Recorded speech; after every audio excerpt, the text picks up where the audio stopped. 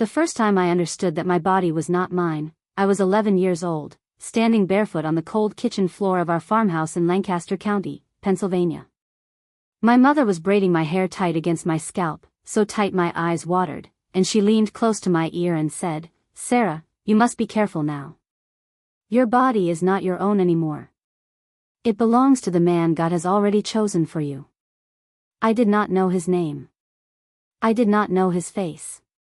I only knew that somewhere out there, in some other farmhouse, a boy was eating breakfast, and I had already been given to him. My name is Sarah, and I grew up in a strict old-order Amish settlement in Pennsylvania. I left when I was 27, and now I tell the stories we were taught to swallow. The stories that never made it past the kitchen door. The stories the bishops never named from the pulpit, but that every woman in that community carried in her chest like a stone she was not allowed to set down. If you grew up in a world where silence was called obedience, tell me in the comments. I read every single one. And if the story I am about to tell touches something inside you, please subscribe, because there are so many more women I want to speak for. Women who cannot speak for themselves yet. Women who are still braiding their daughters' hair too tight, whispering the same warnings their mothers whispered to them. To understand what happened to me at 11, you have to understand the world I was born into. Old order Amish life is not just plain dresses and horse-drawn buggies. Those are the things the tourists see. The real cage is invisible. It is the ordnung, the unwritten and written rules of the church. It is the bishop, whose word is closer to God's than your own conscience. It is the family, the aunts, the older women, who teach you what a good Amish woman looks like before you can even read. And a good Amish woman, I learned early, is a woman who takes up as little space as possible. A woman whose body is a promise made to someone else before she has even begun to understand what a body is. We did not talk about bodies in our home. We did not talk about what changed when a girl became a woman. My mother did not sit me down and explain anything. Instead, she watched me. She watched the way I sat on the church bench with my ankles crossed. She watched the way I laughed too loud when the boys came in from the fields. She watched the way I looked at my own reflection in the darkened window when I thought no one was looking. And every time she caught me, she would say the same thing. "Sarah, remember who you belong to." I was 11. I did not belong to myself. That was the lesson. The triggering moment came the summer I turned 12. My cousin Rebecca, who was 17, was preparing to marry a man 12 years older than her. He was a widower with 3 small children. She had met him twice. And the wedding was already set for November. I remember sitting in my aunt's kitchen, snapping beans into a metal bowl, and Rebecca was crying quietly at the table. Not sobbing. Amish women do not sob. She was leaking tears the way a jar leaks when the seal is broken. And my aunt looked at her and said, "Your feelings are not the point. Your body will learn to love him. That is what a body is for." I never forgot that sentence. Your body will learn to love him. As if a body were a horse to be broken. As if love were something you were taught by force, the way we were taught to kneel, the way we were taught to whisper, the way we were taught to swallow. That night, I lay in the bed I shared with my younger sister, listening to the wind move through the barn, and I understood something for the first time. The rule that had been placed on me at 11 was not a rule about marriage. It was a rule about ownership. My hands, my hair, my skin, my voice, my hunger, my sleep, my thoughts, all of it had already been signed over. And I had not been in the room when the papers were drawn. The older women in our community had a way of speaking to each other that outsiders would never notice. They would talk about bread rising, or a stubborn goat, or a quilt that would not lie flat, but underneath the words, they were warning each other. Warning each other about husbands who came home smelling of the barn and would not be refused. Warning each other about wedding nights that felt like something being taken instead of something being given. Warning each other about the babies that came too fast, one after another, until a woman's body was no longer a body but a field that had been plowed too many seasons in a row.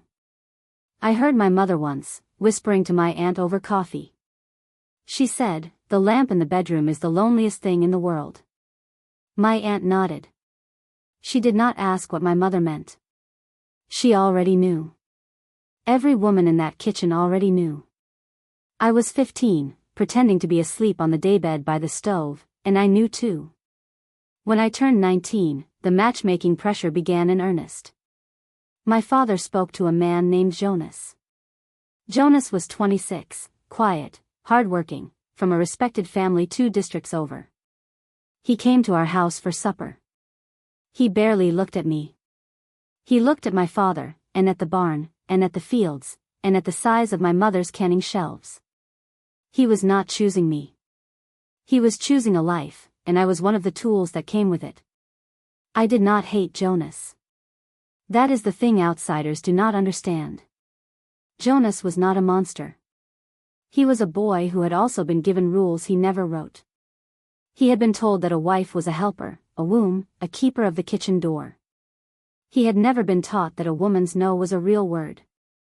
Because in our world, a woman's no was not a sentence. It was a suggestion. And a suggestion could always be overruled by the ordnung, by the bishop, by the husband, by God himself. We were engaged when I was 20. And somewhere between the engagement and the wedding, I began to disappear. Not all at once. Slowly. The way warmth leaves a house in winter when the fire goes out. First my laughter went. Then my appetite. Then the little private thoughts I used to have while hanging laundry in the cold morning air. I stopped thinking of myself as Sarah. I started thinking of myself as Jonas's. As his future. As his coming wife. As the woman who would fill his house with children and silence.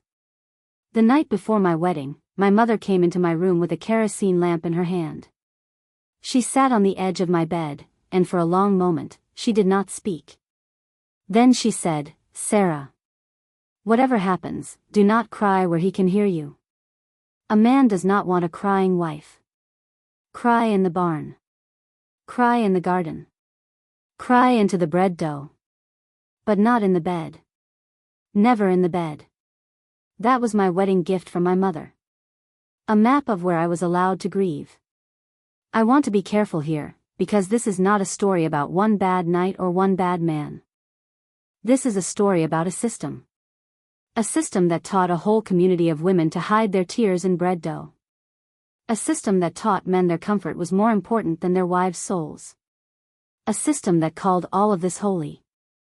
A system that took an 11-year-old girl standing on a cold kitchen floor and told her that her body was already spoken for, and called that God's will. I stayed for 6 years. I had 2 children. I loved them with a fierceness that frightened me, because I understood, holding my daughter for the first time, that I was holding the next girl who would be told her body was not her own. And something inside me, something that had been quiet for 26 years, finally spoke. It said, "No. Not her. Not this one." Leaving was not one decision. It was 1,000 small ones. It was hiding a little money in a coffee can. It was asking an Englisher neighbor for a phone number. It was one duffel bag by the back door on a Tuesday in March, when the snow was melting and the barn smelled like wet hay and the children were still small enough to carry. I walked out of that farmhouse at dawn with my daughter on my hip and my son by the hand, and I did not look back at the kerosene lamp in the window. The shunning came fast.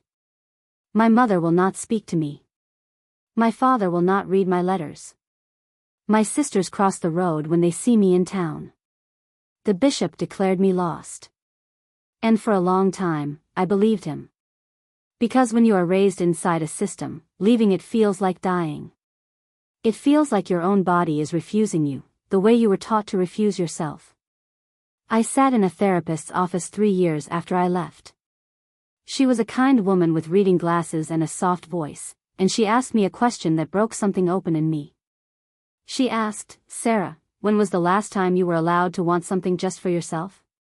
I could not answer. I sat in that chair and I cried the way my mother told me never to cry, out loud, in front of another person, with no bread dough to hide it in. And the therapist said, very gently, "Your body has been trying to speak this whole time. It just never had permission." That sentence undid 27 years of teaching. My body had been speaking. In the tight braids that made my eyes water. In the swollen feet after standing all day at the stove. In the way my hands shook when Jonas came in from the fields. In the way I could not eat the morning of my wedding. My body had been screaming. I had just been trained not to listen. I am 34 years old now. My daughter is 11. 11. The same age I was when my mother told me I did not belong to myself. And last week, I braided her hair for school, and I braided it loose, and I turned her toward me and I said, "Your body is yours. It has always been yours. Nobody in this world gets to tell you otherwise. Not a husband. Not a bishop. Not a mother. Not even me." And she looked at me with clear eyes, and she nodded, and she went to school. And I stood in the kitchen and I wept, because somewhere, in some other farmhouse, another mother was braiding another daughter's hair too tight and whispering the old warnings. If you are watching this, and you grew up being told your body was a promise made to someone else, I want you to hear me. Your body was never a debt. It was never a contract signed before you were old enough to read. It was never the property of a man you had not yet met, or a God who never actually asked you to give it away. The silence they wrapped around you was not holy. It was just silence. And silence can be broken. Your no was a whole sentence. It always was. Nobody ever had the right to make it smaller.